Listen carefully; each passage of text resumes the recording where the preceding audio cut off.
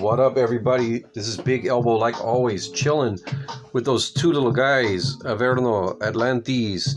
And what I got today is, sadly, the end of an era. Those of you new to the channel, welcome. Those of you who are not new to the channel, welcome back. Those of you who are familiar with the channel, you know that I'm a big fan of mycomicshop.com. For buy my new comics, get the 35% discount, and their policy was always allowing you to piggyback as much shit as you wanted on the flat rate shipping of $5. They had a general small increase in the price of their back issues. Nothing huge, but they also changed their policy on the piggyback shipping, which isn't the end of the world, but you know, it adds up. 25 cents for a regular comic, $1 for like a graphic novel to add on to your shit. So it's the end of the era for me. I won't be piggybacking. There won't be as many back issue pileups. But with that said, let's get to it. This was a $1 book, so yeah, 25 cents for a regular issue will be the case now. So these ones weren't. This is still back during the flat rate shipping piggybacking era. This one was a $1 book, Digitech. I know it looks real generic and stuff, but I've seen people show this in their video, and I looked into it, and the art is actually pretty cool. It's interesting for sure. Find something good.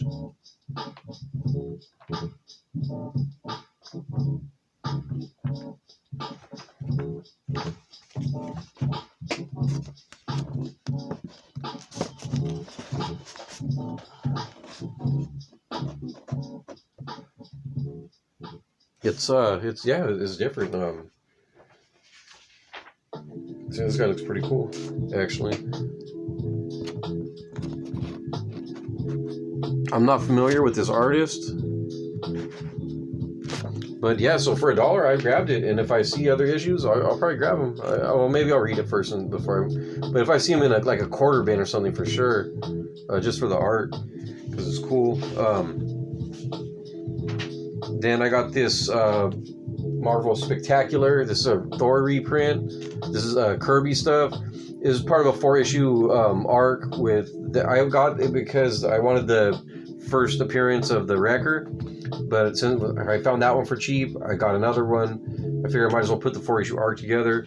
This is right around the sweet spot for me as far as buying back issues. I've tried to, I love my $1 books, but if I can get these books for under $3, I'm doing it, and I'm doing less experimenting with $1 books. So I'm like, I know I'm gonna like this, so why not spend? This one was $2.85. A new comic costs more than that, and it's hit or miss these days most of the time anyways. Next up, I got this one again. If I can get them for under $3, I see that as a win. This one was $2.70. This is Action Annual. I'm not a Superman fan, but Art Adams drawing Batman. Superman's there, fuck it, who cares? It's a decent sized book, it's an annual, and you get looking at like maybe 40 pages of Art Adams art work.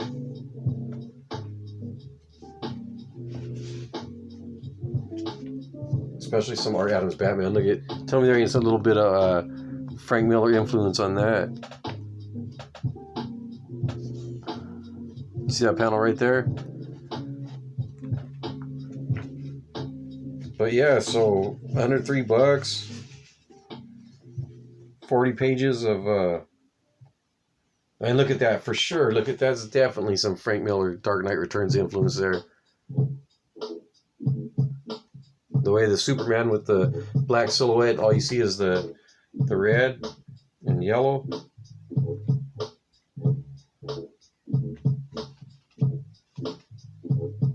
But yeah, this is just good, dope Art Adams artwork. Again, for less than $3, I figure you can't go wrong with that.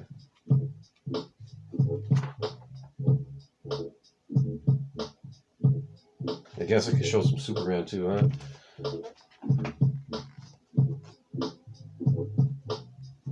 Just a little bit.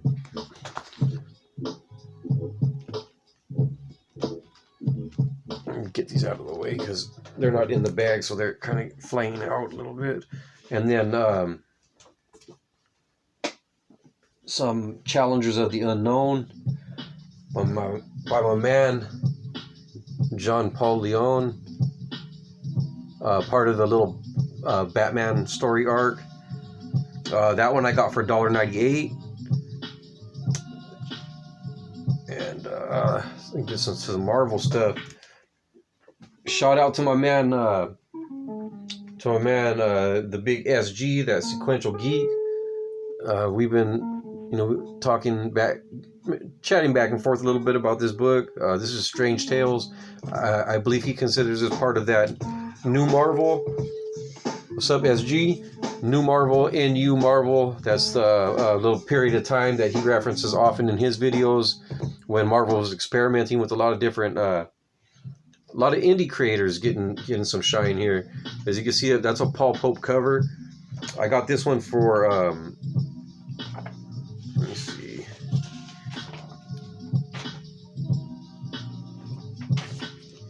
$2.50. So again, staying in that sweet spot. Let me just look at the lineup a little bit.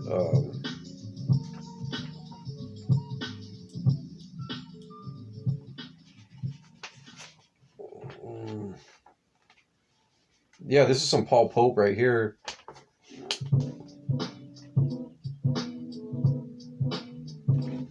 Or it looks like it anyways. That looks like Paul Pope to me.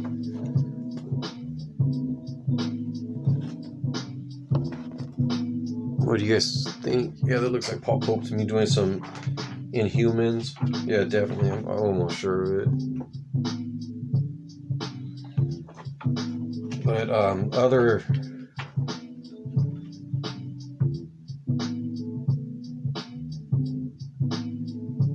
creators on here is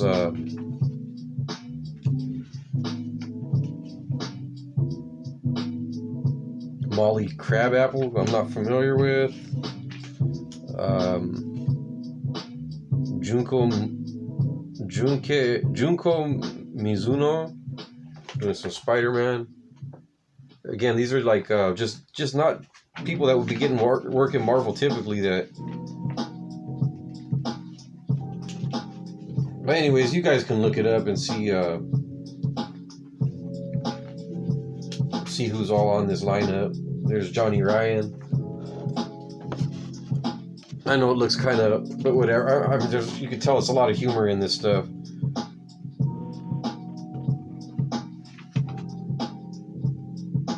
I don't know, the Perry. That actually looks like this is a Perry Bible Fellowship, whatever the hell that is. But it looked like this looks like Peter Bagg, I believe.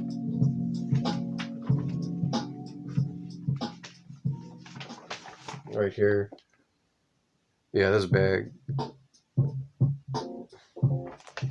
But this right here looks, I thought it looked like Michelle Fife kind of, but I don't know. It says this Perry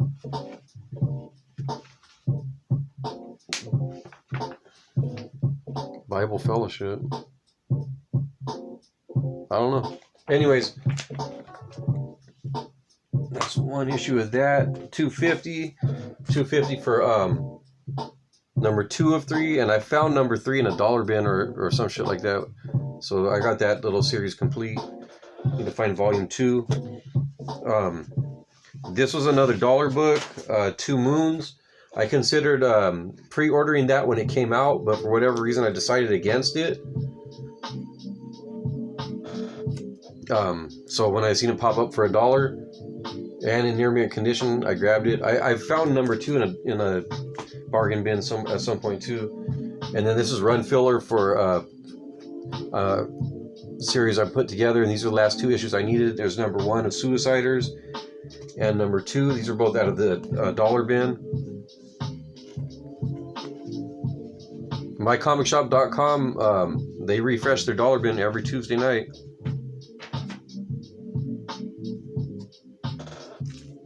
So here's another Marvel Spectacular. This is another one out of that 4-issue arc I needed.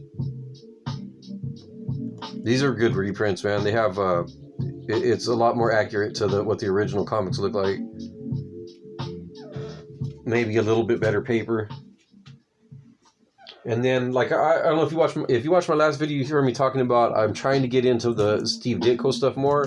And these were always just Spider-Man comics that the covers I really liked and I wanted to read, but I cannot afford these key issues. And again, I got these in that sweet spot where the Marvel Spectacular was $285. This one was $238. It looks like, yeah, $238. So under that $3 mark. Same here with the I don't know what the original issues are, but that's I mean, they have the same covers as the original, so that's pretty cool. This one isn't Ditko, I don't think. This one is later. I think this one might be Romita Sr. That one's kind of jacked up, though. But still, I got it for like $2.38. I got it under $3, so I'm happy with that.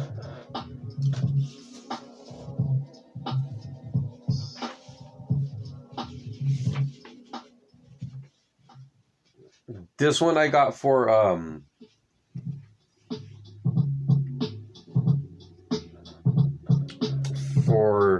$2.50, and this is a reprint of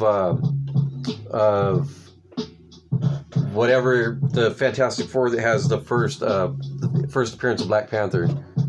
So I was real happy to get that in under $3, which is the same price as a facsimile. A little bit more than the True Believers copy if you bought it when it first came out for $1. But those go for like $3 now too. So, and then I figured I might as well. You can't get a facsimile or a True Believers of the second part of the story, which is this right here. Again, that one was right around the $3 mark, but not over it. So I was happy with those.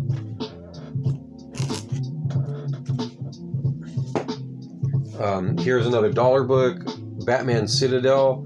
I got this one not because I'm a big fan of the artist Tony Salmons. If that's how he pronounces it, I don't know. Not just because he has a really cool last name, but I like his art. Here's a series I just found out about not too long ago. It's called World's Greatest Comic Magazine, and I think this did come out in that new Marvel era that SG talks about on his channel all the time. So what I like about this, I get a kick. I really enjoy when different artists do their version of Jack Kirby, and that's what this is, man. This is all different artists' take on doing some Jack Kirby style art. And I'm not a really big Fantastic Four fan, so this is a very Fantastic Four, probably the most Fantastic Four you've ever seen in one of my hauls. But again, let me see who's all on this shit. All right, so on pages 1 through 5, you got Eric Schanauer. On 6 through 11, you got Ron Friends on the pencils and Paul Ryan on the inks.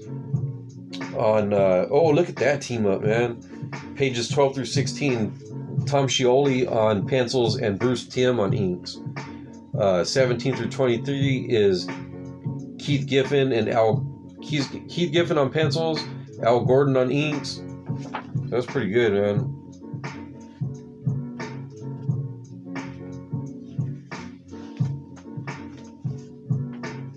I believe this is some of that Scioli and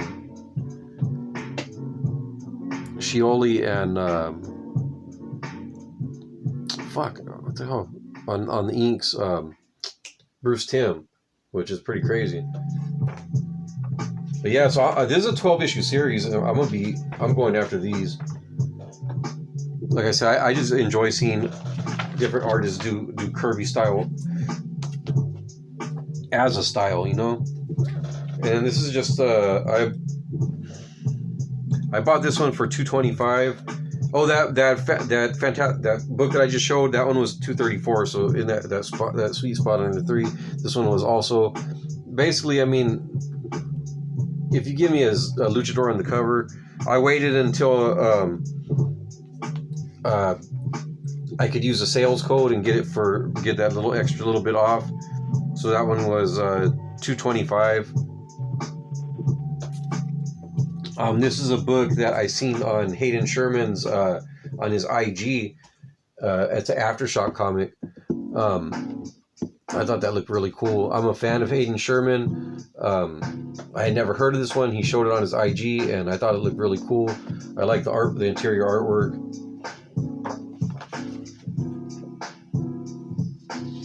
I waited till I could use a sales code on that one, and it was I forgot how much that one was. I think it was a little bit under $3.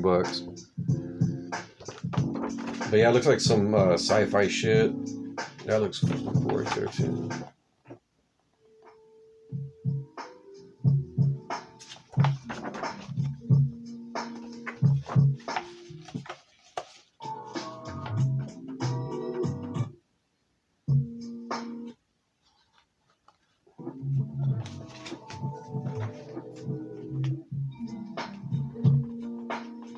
There's some preview at the end of it, but yeah, I'm definitely looking out for the rest of these. But man, you'll see in the next haul. Remember that one, Cold War #1. I paid almost $3 for that. And then these two, I paid a little bit over the $3 for one of them, for this one. But I mean, this is a $7.99 cover price, so. Oh, no wonder it has a little tear right there. But I don't give a shit. I wanted to read, you know. So I bought it for. I'm a big fan of James Herron, and I read the first issue of this series, and it was fucking cool. So I regretted not pre-ordering the rest of them. And then I got this one. It's weird. This one is in better condition, and it costs less. I got this one for $250, which was cool. And then I got this is just something that they sent me on accident, and they said fucking keep it. So I don't know what the hell that is. I guess it looks kind of cool. Magazine size. If I don't like it, at least I'm gonna use that bag and board for something. And then, last but not least, it's those damn beavers. And I did pay more than the $3 on this one. I paid $3.80. Timothy Truman. It's a first graphic novel. The cover price on this is like $6, and that was back in fucking 1985. And $6 in 1985 was a lot more than $6 now. So yeah, if you don't know about the beavers, they're time travelers, which I am a big fan of.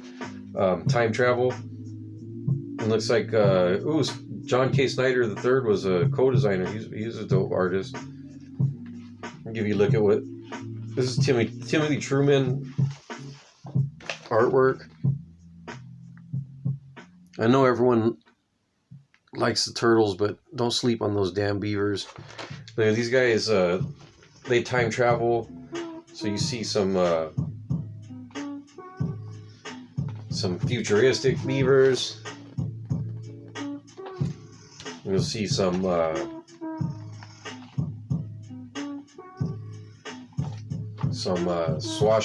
swashbuckling beavers,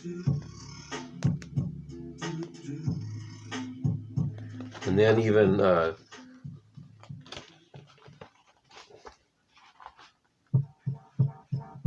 beavers taking on Hitler in some World War II era shit. So yeah, that's it. That's the end of the era haul. Sad day, no longer with the piggyback shipping. which made a big difference for a cheapskate like Big Elbow. So that'll do it. I'm gonna try and put out some content a little more regularly for the next couple weeks. So if you enjoyed this, congratulations, you got good taste. Hit me in the comments. You seen anything you like or anything you want to recommend? Any questions or just want to say what's up? I always enjoy the interaction with you guys. So thank you for watching. Check out my IG. Check out my partner War.lock. And link in the description for both my IG and my partner's channel. And again, thanks a lot. And I'll be back soon. And like I always say, get off the internet, read some fucking comics.